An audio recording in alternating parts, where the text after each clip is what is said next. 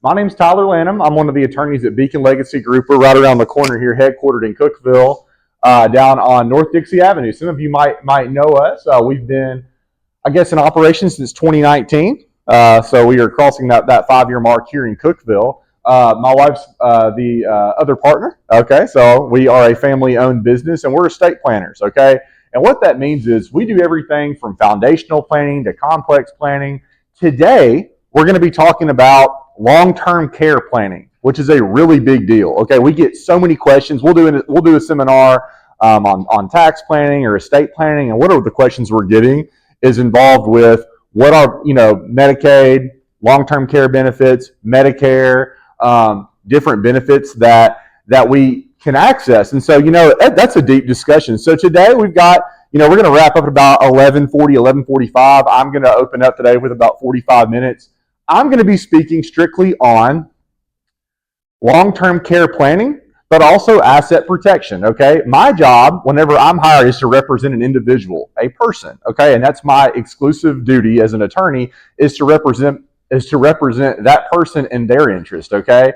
And a lot of times that means how can we expedite eligibility with Medicaid that's probably impending regardless, while also protecting as much of that marital assets as we possibly can, okay? And so that's what we do in those instances, okay? And so we're going to talk a lot about that today.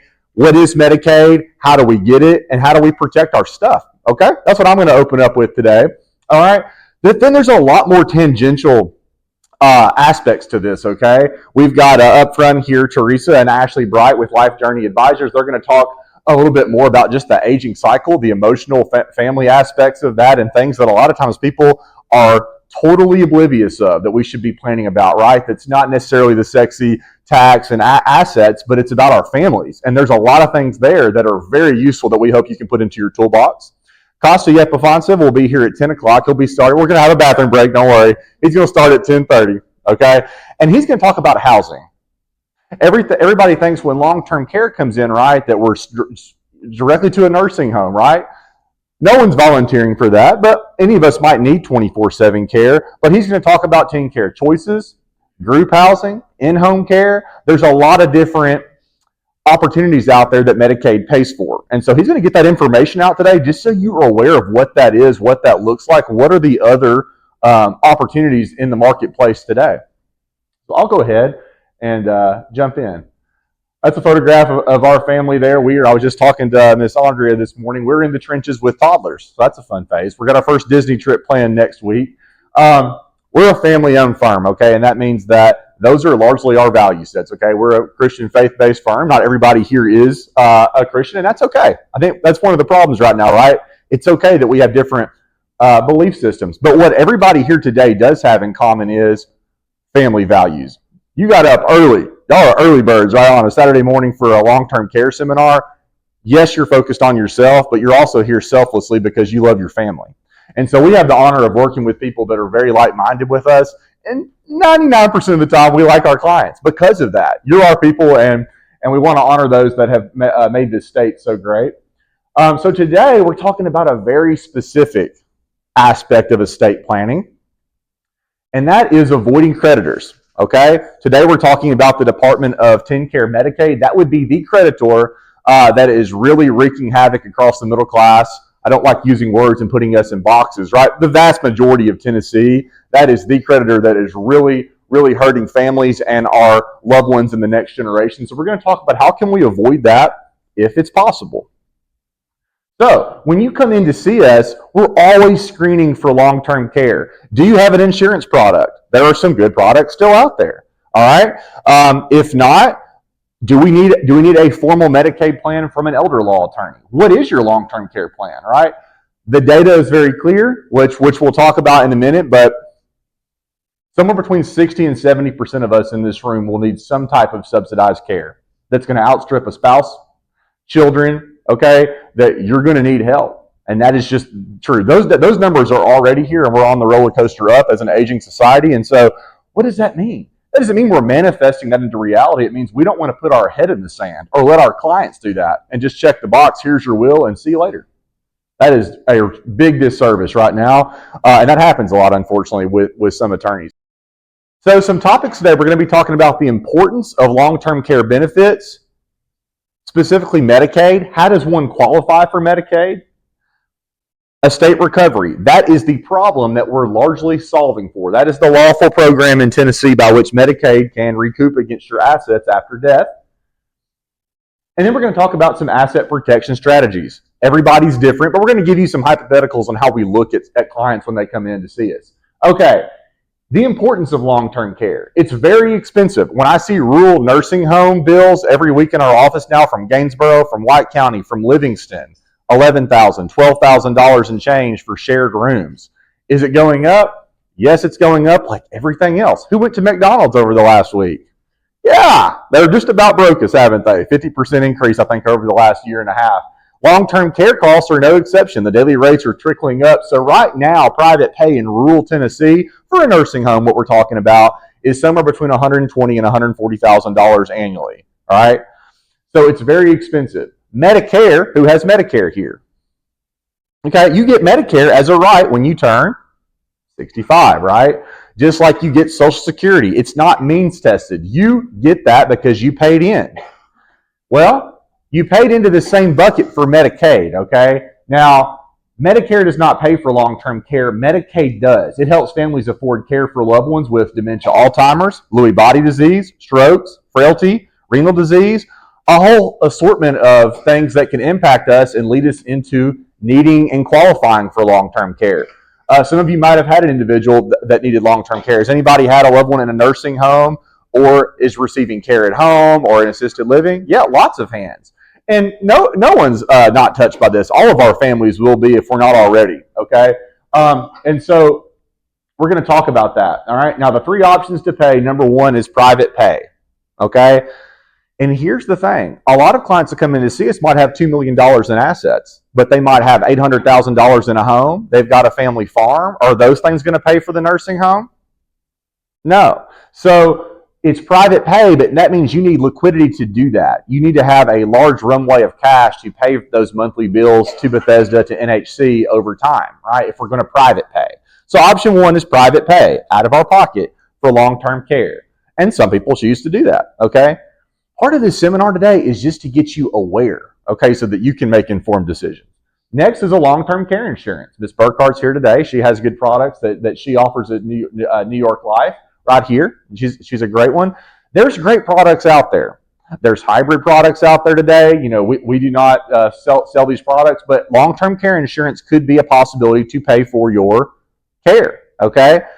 Now, in the modern era, when I'm analyzing these with our clients on a weekly basis, a lot of times I'm seeing policies that cover $70,000, $100,000, up to 24 months of care. Which is good. That's great, especially if we're in assisted living or something that's really not a true long-term care scenario where there's a lot more than that's necessary, but that might not be enough. The vast majority of people receiving long-term care, certainly in nursing homes, and then a portion of our assisted living population, and the majority of those receiving in-home care are getting some or all of their support paid by Medicaid, okay? That's called TennCare in Tennessee. So I just want to reiterate, I know I'm a fast talker. Medicaid is different than what? Medicare, okay? We're talking about Medicaid. Medicare is going to roughly pay for 100 days of skilled nursing care, and the ladies up front can correct me on that. And there's some exceptions to that. They don't always get to 100 days. And oftentimes they don't really, in my experience, want to get to 100 days. And so people are calling us if they're on day 64 and they're turning off services because they feel that the person could be discharged. Anyways, assuming they do pay for 100 days of skilled nursing care or a hospitalization, after that, we're back here. How are we going to pay? That's where Medicaid comes in. Roughly 70 to 85% of folks at most long-term care facilities are, again, being paid by Medicaid. And so now I'm going to talk about TennCare. That is Medicaid in Tennessee. Okay? Every state has their own Medicaid regulatory body. Ours is called TennCare. Okay? And Costa is going to be following me up. He's going to talk about the different options out there. Tennessee has done a fairly good job innovating in this space. We don't want people to need institutional care, right? If we can age in place, if we can go to an alternative setting, we want that to happen. So how do we qualify?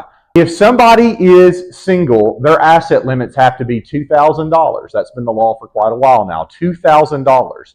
If we're married, meaning there's a healthy spouse that's still at home, that's called the community spouse, he or she can retain up to $154,000. Now, what I don't want to do is whiplash the audience today on all these exceptions. That's the framework, okay? There's a little bit more I could say about that, but in general, okay, if someone's got $300,000 in cash, the spouse, let's assume John's going into a nursing home and Sarah's at home, Sarah can keep up to $154,000 and some change, okay? Now, no, so let's talk about that. The gentleman's question was, does that include the house? No. So we have countable assets and non-countable assets. Countable assets, just so y'all understand, is pretty much everything but the house and one vehicle. You get some household effects like your clothing and stuff, obviously. Pretty much one vehicle and the house, okay? That is what's excluded as a non-countable asset, which is what we're about to get to, the big problem today, okay, is that issue right there. The house is not counted against you. You might have a $600,000 house, and that's not going to be included in that. What is included? Your bank accounts, your IRAs, your 401ks, your brokerage account at Charles Schwab, life insurance that has what? Cash value. Term policies are actually non-countable, but anything that has cash value, that could be an annuity at Nassau or Delaware Life. You might have a policy with New York Life. If it's a whole life policy or any type of policy that has a cash value associated with that you could cash out, they're going to count that. And what are you going to have to do with that? Cash it out, okay? So that kind of sets the scene on these countable assets, all right? We've got to get a single person down to $2,000 in assets, and if we're married, $154,000. All right, so let's table that for a minute, and we'll get back to that, and we're going to talk about how we can protect more of the money. But let's shift to the house right now. Here's the problem. John goes into a nursing home in 2024, and he's there for 36 months, and he passes away. Let's assume he's not married. He goes in.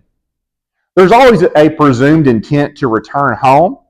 And so they're never going to sell that house while he's living. If he did have a spouse, they're not going to sell it while she's living there. They can't do that.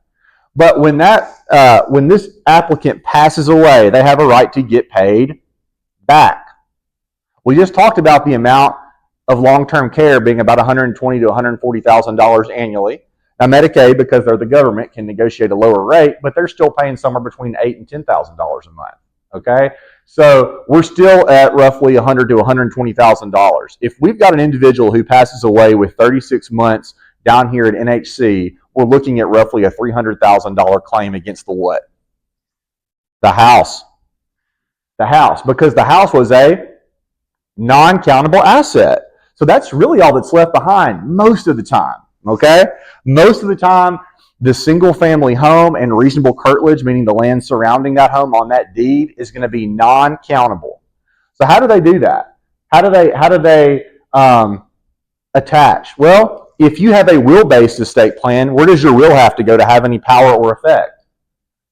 Probate court. So the first thing that they'll do is they will file a claim in the probate estate. They will file a claim. We actually can't open up a probate without a 10-care release. The deputy clerks have been trained. We're not going to open up that. But that's because that's what the statute says.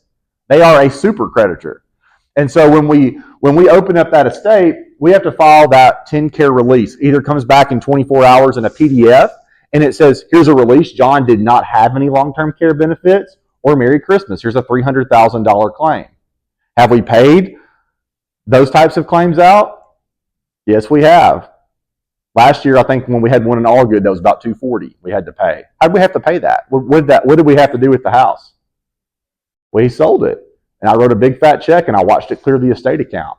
And there was a couple of kids in that estate that got $20,000 each. What about if you avoided probate? Maybe your child's on the deed with you as a joint tenant with rights of survivorship, okay? Something like that, or you used a revocable trust, which are great. We use those all the time. But do you get asset protection with those? No. So you're not going through probate in that scenario. What are they going to do instead? They're going to file what's literally called a 10-care lien against the property. They just do that automatically, okay? They'll send you a letter. They'll send somebody who's on the property or who's the heir at law a letter saying, hey, we've got this claim, call us. But they're going to secure themselves. That property cannot be sold. Where's that going to show up? At closing, right? There's going to be a big fat lien when the title search is brought up, and that's going to have to be handled before any money is dispersed. So they've got a few different avenues. Just know that there's no great way around that except what I'm about to talk about, okay? There is a solution here. We've got to proactively plan ahead. You're here today, so you're going to get this knowledge. If they wanted to be very aggressive, they also could file a lawsuit. That's called a partition lawsuit and just force the sale of the house. Do they do that typically? No. But if you're talking about a $200,000 or $300,000 claim, will they do that? Maybe. Yeah. If there's an adult child who doesn't intend to sell that house for a while, who's just hanging out in the house, yeah. If there's a $300,000 claim and there's no way to get the money, they will do that, and they have done that. Okay, so don't worry, we're about to talk about the solution, but I think it's really important that you know the why.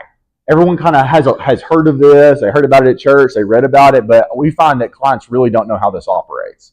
So before we get into the trust, which is the solution for a lot of people with real estate specifically, I want to talk about things that we're seeing just in general with real estate, with the house.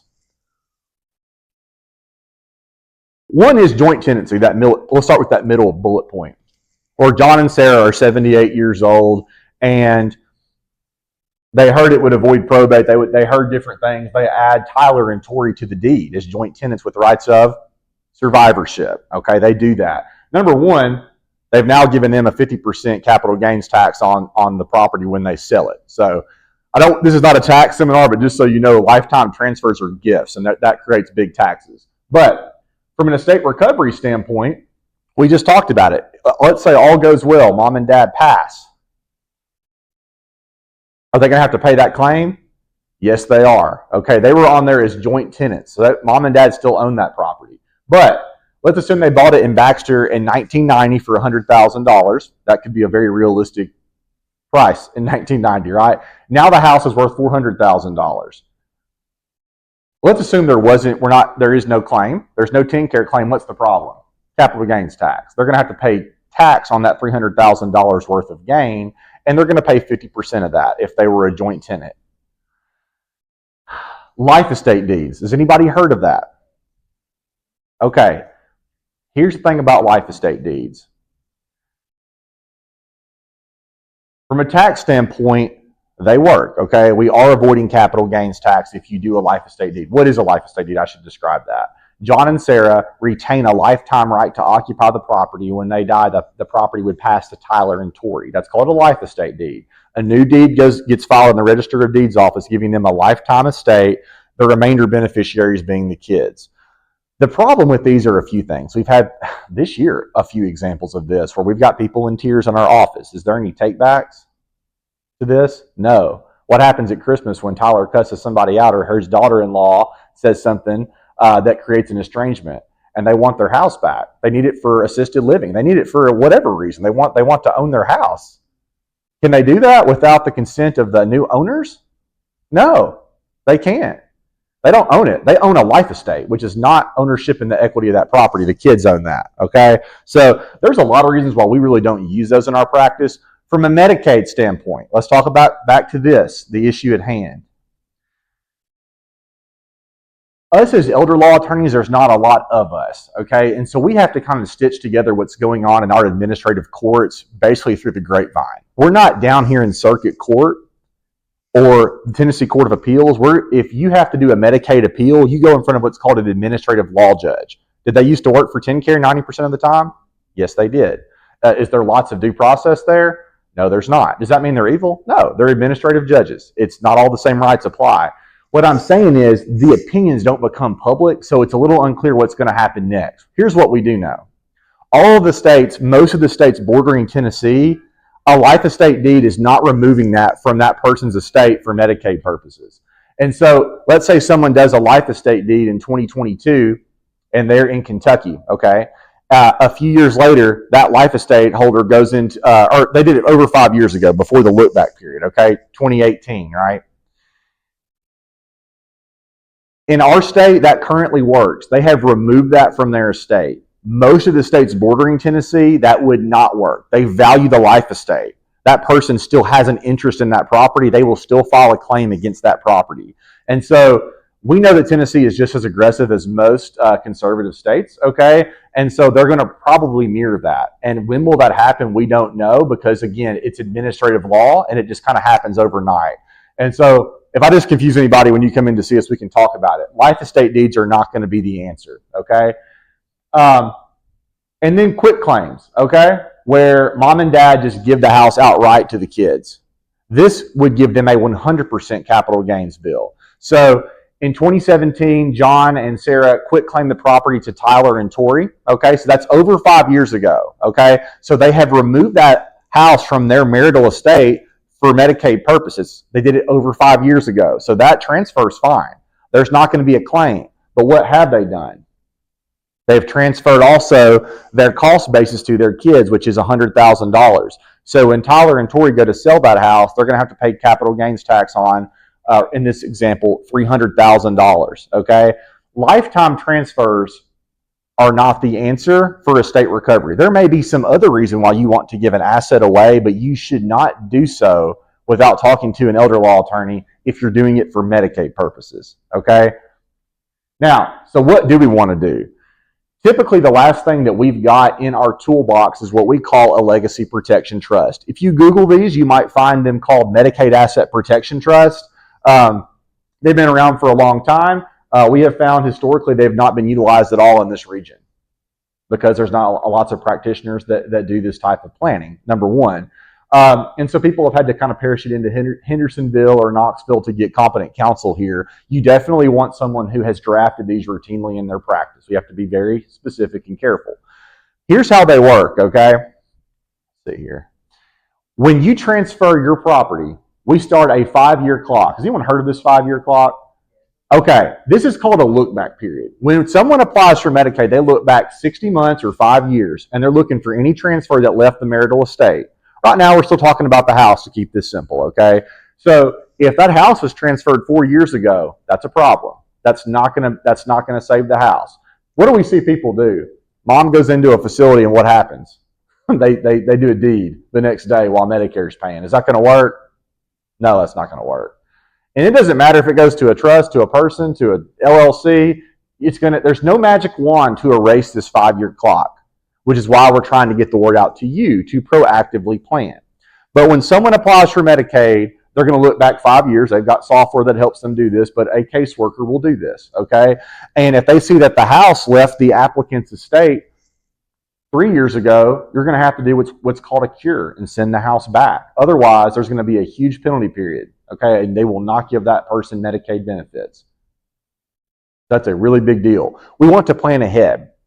If we plan ahead, we can move real estate, in this case, the single-family home, to an irrevocable Medicaid asset protection trust, okay? Imagine a treasure chest. We're moving it in there. Maybe a farm would be a great asset. Real estate's a great asset to put into these trusts, okay? Because why?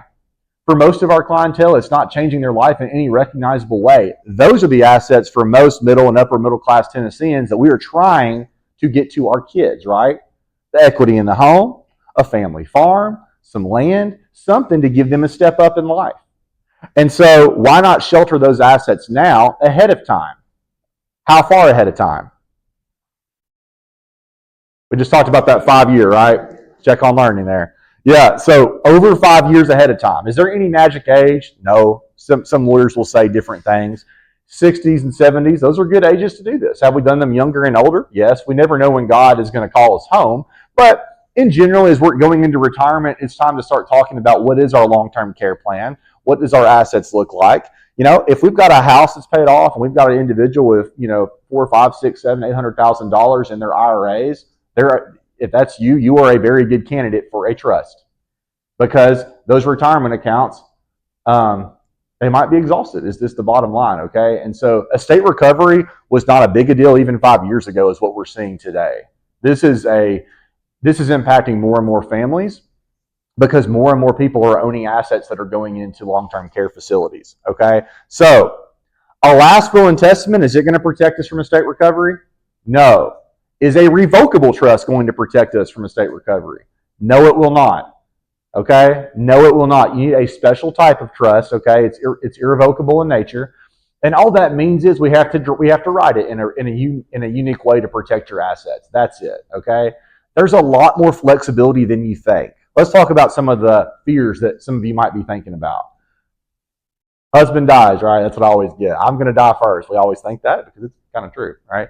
And so husband passes away. We've got a nice, 3,000 square foot house, something like that, and with like 6 or 7 acres, and the wife can't keep up with all the mowing, or anybody as we get older, right? It doesn't matter. It could be reversed, but that spouse needs to downsize. Are we locked into the trust? No. We have what's called a like-kind exchange provision where it allows the trustee to sell that property, okay, and then let's say they buy a townhome or a condo. It allows the trustee to do that and put the new property where? Into the trust. The key is we want to be on the phone to make sure we're doing that the right way. We want to make sure we're selling the property, that new property is being titled properly, and if we do it the right way, that does not start a new 5-year clock. Okay? You have more flexibility, which is why real estate is where we start. Can you put RMDs that are rolling off of an IRA annually into this trust if you don't need it? Yeah. But we start with what is the low-hanging fruit that our clients are trying to protect? Our house. That was the first question this gentleman asked was, does the house count? No, it doesn't, which is why we want to protect it. That's what's typically left behind that TenCare files claims against. Does anybody have a farm here? A few folks. Doesn't matter if it's 20 acres, 100 acres, or anything in between or more. The other asset we see a lot that hangs people up is those are countable assets. Is that a single family home? No. Typically they're on a separate deed. Though those are countable. And I've got some really hard cases right now where they can't really liquidate the property. We've got 40 acres, let's say in Overton County or something, and it's just kind of stuck.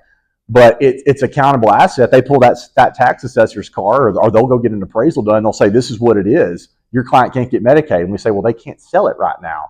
And so there's ways around that. But that's problematic. So shifting those assets into the trust makes a whole heck of a lot of sense. When we do that, we are taking marital countable assets and taking them into the marital trust. Okay? You still have a lifetime right to occupy, use, possess, and enjoy these properties for the rest of your life, but we're taking them out of your estate for Medicaid purposes. So we'll go through a quick scenario. Is anybody confused? Part of the problem with this stuff is there's no easy way to explain it. Okay, I try to distill it down, but Medicaid can sometimes be complicated. Let's assume we've got a couple that comes in back to John and Sarah and Baxter, and we say, hold on.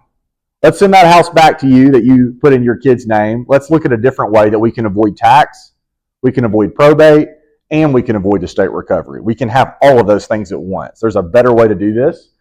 And they say, well, we've also got this farm in Gainesboro that's 60 acres that John inherited a few years ago when Dad died. We say, well, what do you want to do with it? And they say, well, we have no intentions on selling it at all. We want that to go to our oldest son. Actually, he takes care of the lot of, we've got a few cattle and things on it, and we want that to go to him. Perfect. Let's move that in there. How do we do that, by the way? New deed. The new deed goes down, titling that into their trust. We do that for our clients. When you come in to see us, we do all of the funding, namely because I don't want to be on a witness stand talking about something I drafted and why we didn't fund it properly. So we do that for you, and we'll give you a courtesy copy once it's done. So the farm would go in there. Their house in Baxter, again, we talk to them about the tax consequences of just putting this in their kids' names. We try to educate them about asset control, that we don't advise you doing that. That's the core of your estate. You never know what might happen. Let's put that into the trust for them to inherit. They're going to avoid tax, but most importantly, if you or Sarah, or what's even more likely, you both need long-term care, we're going to protect that. And the equity in these two asset classes at a minimum are going to go to your kids. Yes, ma'am. Yep. Yes, ma'am. Her question was, what kind of tax, right? There's lots of different types of taxes. Thank you for asking. We're talking about capital gains tax, which is really the easiest tax for the IRS to levy. Well, they've got our sales tax and our income tax, but as far as like after death, we don't have an inheritance tax in Tennessee. Could that change? Yeah, a lot of things might change over the next 10 to 15 years. Right now, at the federal level, we're not concerned about federal estate tax because it's still very high. Now, it's going to get dropped in 26, but it's still very high, Okay, for a married couple, $11 million. For a single person, 5.2 in 2026. Still very high. Now, do we have lots of clients that are bumping up against that because they have real estate holdings and things? Yeah, they are. But right now, for most of our clients, we're concerned about this capital gains tax because it's so easy to capture. They will set the cost basis. They're going to look back at the year that that property was purchased, and that's the basis. Yes, ma'am. So if the house goes into the bucket, and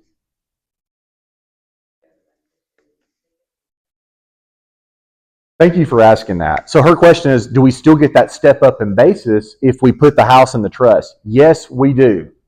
And here's the bottom line. When your children inherit property post-mortem, right, after death, meaning they did not receive a gift, a lifetime gift while we're living, the tax is completely different. And we can talk about the common sense of that, but that's the law. And so when we inherit after death through this type of trust, the children will receive a $400,000 cost basis in their house in Baxter. So let's assume they sell it in that calendar year and there's not a lot of gain that year. Are they going to have any tax at all? No. No, they won't. There might have been a $150,000 estate recovery claim. We're going to avoid that. And we're going to give them a tax-free inheritance on that house. Now, Andrea might also have been asking because there was some speculation about this type of trust. We just got an excellent ruling in federal court. The IRS tried to say, by moving assets to this trust, we're going to say that you can't get a step up in basis because you're giving that to a different entity. And the judge says, no, this has kind of been long-standing law in our country for over 100 years. You lose. So that was in a northern federal court, and we just got a great ruling on that. And so these are, for the foreseeable future, going to be the tool we will use. So we are safe from a capital gain standpoint. And again, you want to make sure your attorney does these. We do them, we do these every month in our practice, but you definitely want someone who knows what they're doing and they're not guessing. Unfortunately, sometimes practitioners will do that. We kind of talked about this, the 5-year look back. Does anybody have a question on that? We've got some time. I can answer that. Let's go through a scenario. This year in 2024, John and Sarah quit claim. Well, let's assume they did it in 2018. They quit claim their house to their kids in 2018. TennCare is going to look back at 2023, 2022, 2021, 2020, and 2019. So that transfer would not be captured because it happened over here in 2018. Anything in this vein here, they're going to see it and they're going to say, nope, send it back. You can't do that. It's actually a crisis sometimes. It's not just real estate.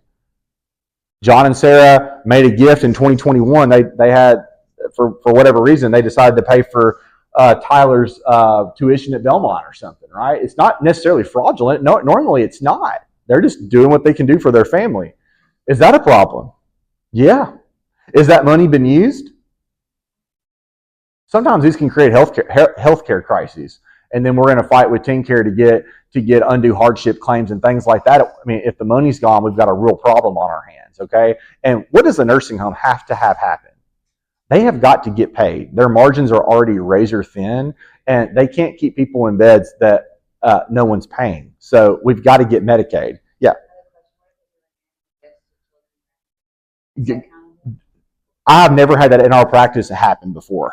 Andrea's question was right now, I believe, correct me if I'm wrong, $17,000. They've raised it over the last couple of years, $18,000 annually. You can make an annual gift, okay, without filing a gift tax form. As far as I know, those are not going to be. Those are okay. Those are not going to be captured. And they are honestly looking for bigger things like real estate, but also it can certainly be cash. And I've had lately. Recently I had one where there was a $40,000 gift to put a down payment on a property or something happened a couple of years before, and we didn't catch it in our screen or the client didn't disclose it. And, honestly, in our triage, we're not always looking back at bank statements 36 months ago and I'm taking on a new case.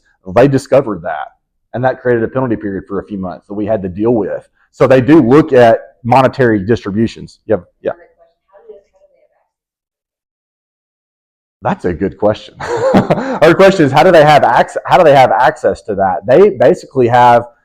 That's a good due process question there, but they have, I guess, $10,000 transfers and things are disclosed to the IRS. Sometimes that's how it shows up, but their software will see it. And it depends a lot of times on the caseworker we get. Typically, they're actually looking back like 5-6 months on bank statements, and we have to get those to them. But this was a strange one where they discovered that.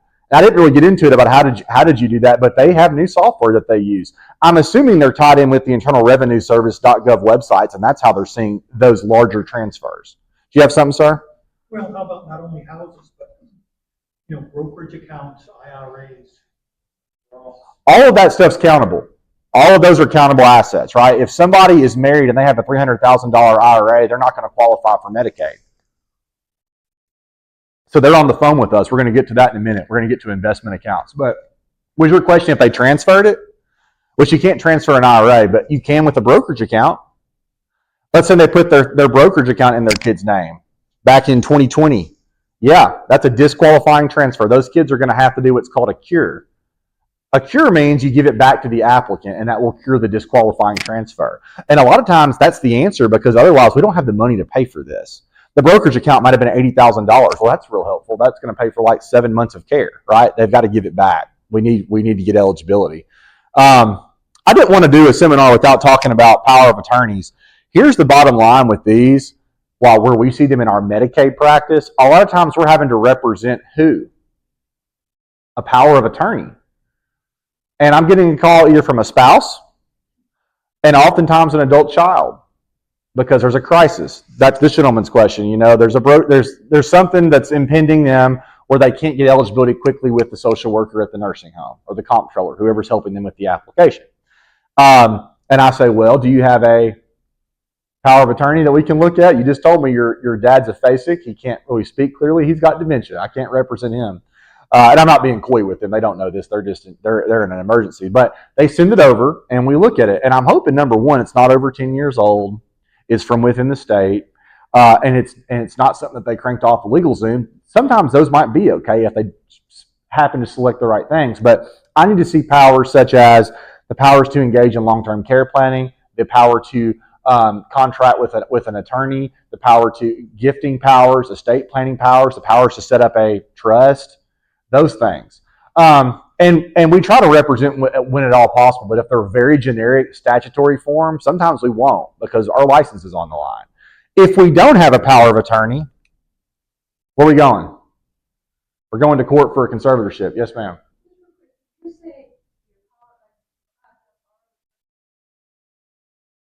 They don't have to. Good question. How many people here? Well, you don't have to raise your hand. Some of you might have POAs from out of state. The problem is certain financial institutions, we keep talking about like Fidelity and Schwab, could be Wilson Bank, one bank in Tennessee. When they get those presented to them, they send them to their in-house counsel to look at and say, hey, they're freaked out. The bank teller or the account manager at the front office is getting presented by somebody who's not the account owner. And so they've got red flags up already. They then send that to their in-house counsel who looks at it. And sometimes these financial institutions have a policy that the POA has to be from where? That state. That is frustrating. That is not like federal law, but that might be their policy, which they have to abide by. Or they might have a policy that says the following. If the document is from out of state and it's over 10 years old, we will not accept it. I've seen a flavor of that. So we try to tell our clients, your POAs really should be kept up within a decade. Okay, we don't want those being 20 years old. It just turns up the risk that they might not be accepted. Okay, now in our documents, we literally say we have an interstate enforceability provision that literally says if the person transfers state lines, this should be given the full faith and credit as it would have in Tennessee, because that's not the law. When you move here with your driver's license, you can use it for a long time before you have to transfer it to Tennessee. A lot of things you can move state lines with, but that's one of the things we're seeing. And the other thing is advanced healthcare directives, okay? We always talk about the Terry Schiavo case from the 90s, right, where she had a terminal condition. Well, it wasn't really terminal. That was the problem, right? She was in a vegetated state. She went into cardiac arrest, and about 18 months in, that's a photograph there of her husband. He makes the case that she's ready to move on. And the issue is we really don't know what Terry would have wanted, do we? She's essentially in a coma. She's on life support. Mom and dad disagree. And they apparently have a runway of cash, or they had access to money because they litigate the fire out of this to the Florida Supreme Court, federal court. Jeb Bush is involved. You probably remember it all over the news, right? And so this just shows she's married. Who thinks that he should have the power to make the decision? Yeah. Well, ultimately he did, but that took 4 years to get there. So the Florida natural right to death statute finally allowed Terry to die of a natural death, which we have one of those statutes in Tennessee. And this might seem like really far-fetched, and it's not. When I give a talk at Cookeville Regional or somewhere like that, I usually have a nurse come up to me in tears that tells me something maybe less dramatic, but just as powerful, such as it was a blended family, or the kids were estranged. There's 3 of them in different states, and guess what? They're not in agreement about the end-of-life care. And doctors don't want to get sued. So rightfully so. And so the default is, for a lot of people, you're going to receive clinical care in a setting you might not want to know. Life Journey Advisors is going to talk more about that later, about why this is actually very, very critical. They've educated our firm about these documents because it's not just to check the box. And on the other hand, it can be. The problem is you can get these done right there at the front office at your hospital. It's a statutory form, and that's better than not having one, but you need to put a little bit more thought into this document.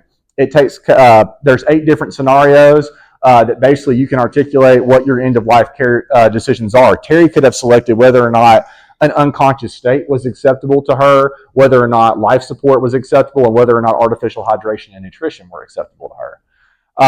And again, we don't want to be here. I don't enjoy conservatorship practice. We're getting more of these. The numbers are going up because no one has what? An estate plan, which you all will because you're here today. I'm going to talk a little bit about crisis planning for the last 15 minutes or so. Again, just to recap where we're at so far, we talked about estate recovery and proactive planning, and using a trust to do what? Plan how far ahead? 5 years. Now we're in crisis planning, okay, which we don't want anyone here to be in because you're getting this knowledge. So for our clients that are in retirement, we're having these discussions earlier. We are using, all right, we're going to utilize this trust to proactively plan to where there's really not a crisis. We're conveying that family home, the farm, those things that are low-hanging fruit for both the Department of Medicaid and the Internal Revenue Service from a capital gain standpoint. But what if, gentleman's question about the brokerage account. We're going to talk a little bit about investment accounts now. Just so you know, if you know someone in this position or you become in this position, just call us. But I wanted to kind of expose you to it today. There's lots of different things we can do. So I'm going to give you a couple quick scenarios before we leave. If I get a phone call at the 11th hour, Dad is single and Dad has had a fall. He went in a couple of months ago to Bethesda for some rehab, and now he came home and he fell again. He went back to Cookeville Regional. Now he's back at Bethesda, and this time we don't think he's going to come home, and Medicare is running out. Right? We talked about them being able to pay for 100 days.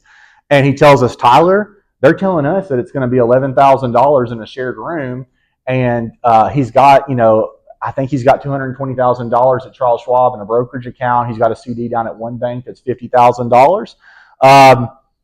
Oh yeah, and the house is still in his name.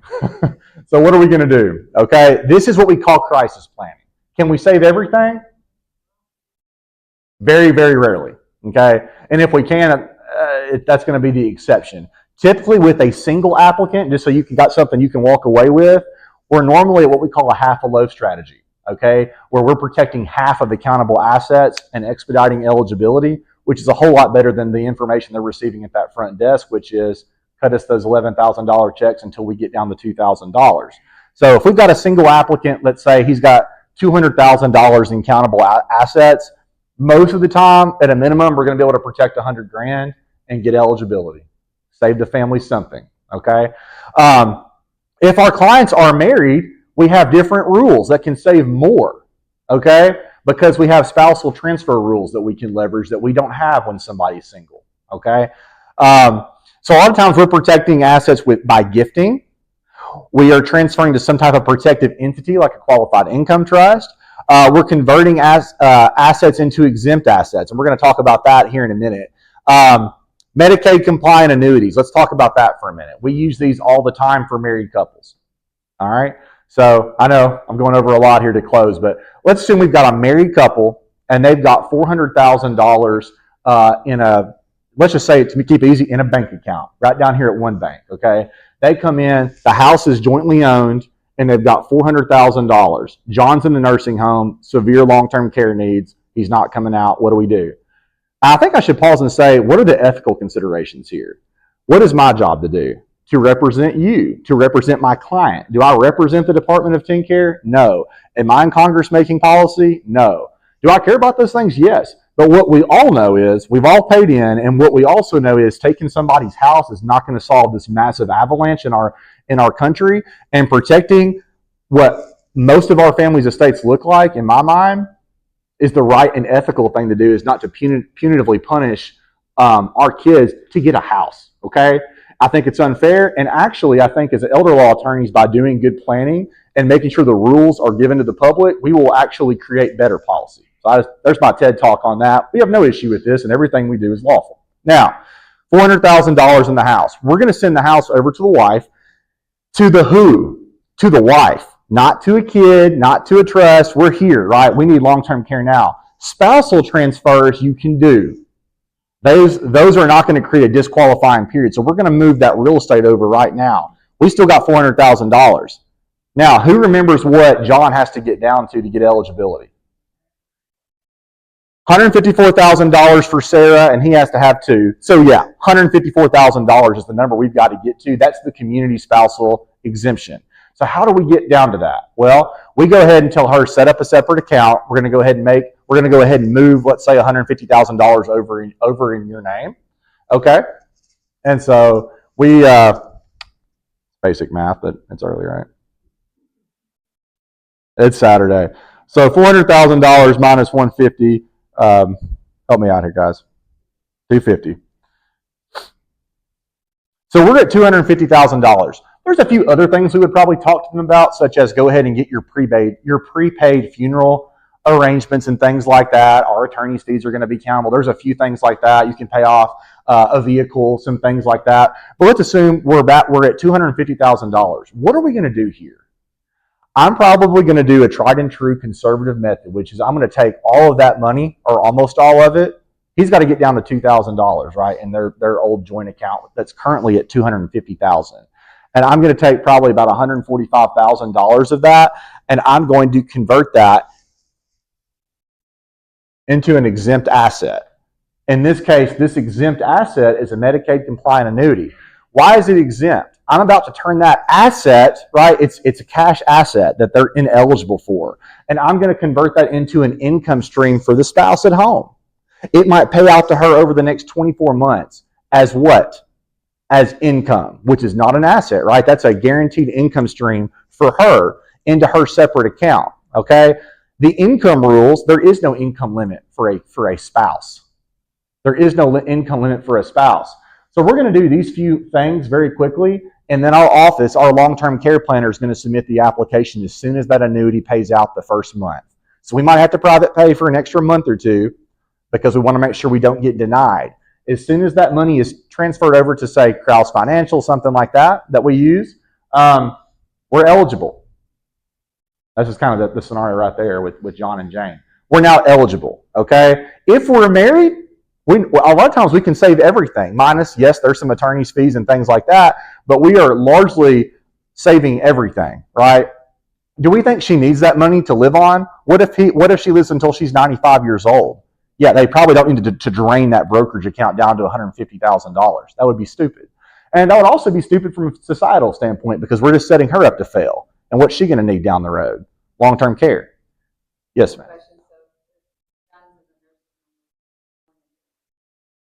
He has a IRA account or 401k account.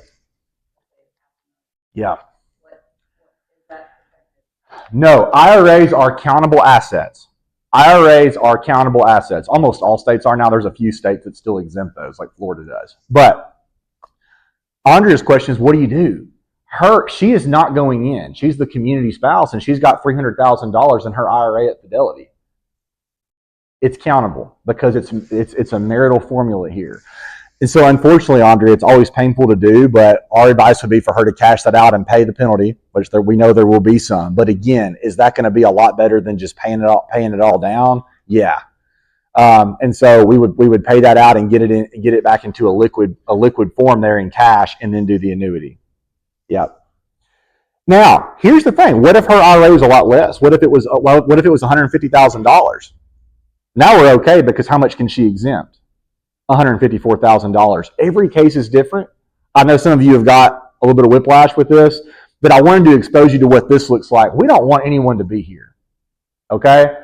We want us to proactively plan to where we're really not in this scenario.